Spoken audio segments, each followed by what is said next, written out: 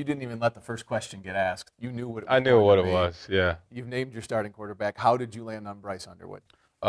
Throughout training camp, throughout the summer, but really in the middle of training camp, just the consistency. Consistency making plays, consistency leading the offense, doing the right thing, making the right reads, but then making plays when necessary. And he did that throughout training camp. People on the outside are going to say, what do you mean it was a surprise? It was a question. This was the big prized recruit, the number one quarterback in the country. I'm sure there is no doubt in this building right now, but you said out there multiple times he had to earn this. Yeah, 100%. He took multiple stamps with the twos, with the threes when he first got here. In the summer, it was the same thing, and he had to go prove himself. So, but he did that. In this building, there are images of a coach and quarterback, and really throughout college football, in sport at all different levels. The coach and his quarterback are married together in history.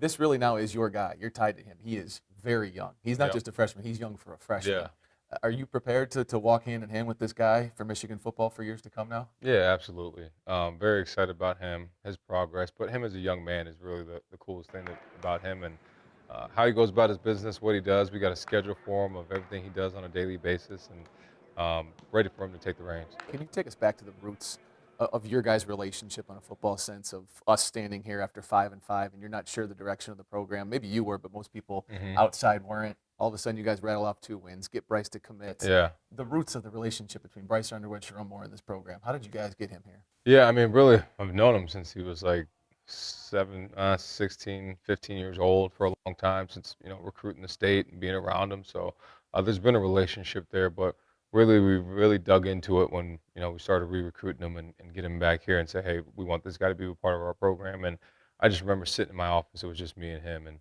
asking about what he wanted to do and where he wanted to be, and him telling me like he's always wanted to come to Michigan. He has pictures of himself as a young boy playing for the Michigan Wolverines, and even in his commitment video, he talked about he wanted to play for the Michigan Wolverines. What team will you be playing with this year? I'm going to bring my talent to the Michigan Wolverines.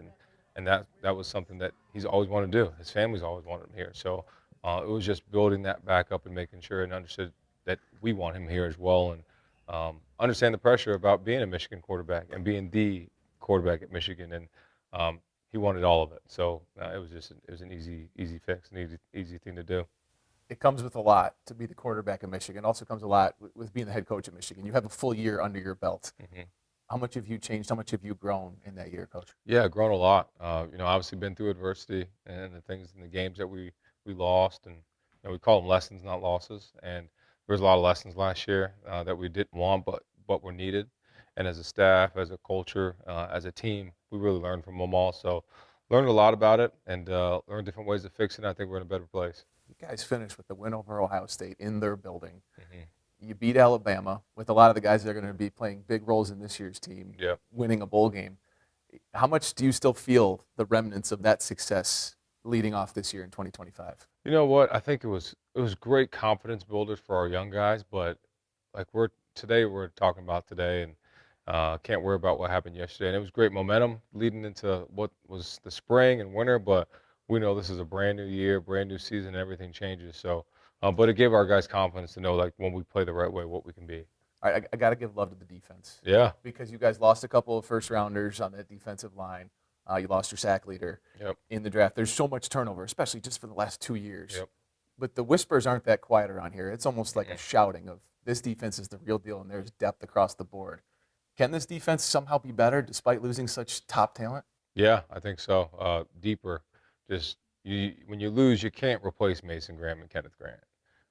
You can't. You can't replace Will Johnson, but you can influx a group of talented guys and build the roster that we have with the freshmen we have, but also the guys that were here that have played in the games, and put them in a position to be successful. And we feel like we're 10 deep on the D line. We feel like we've got 6 or 7, 6 corners that we're going to throw in there and play at some point.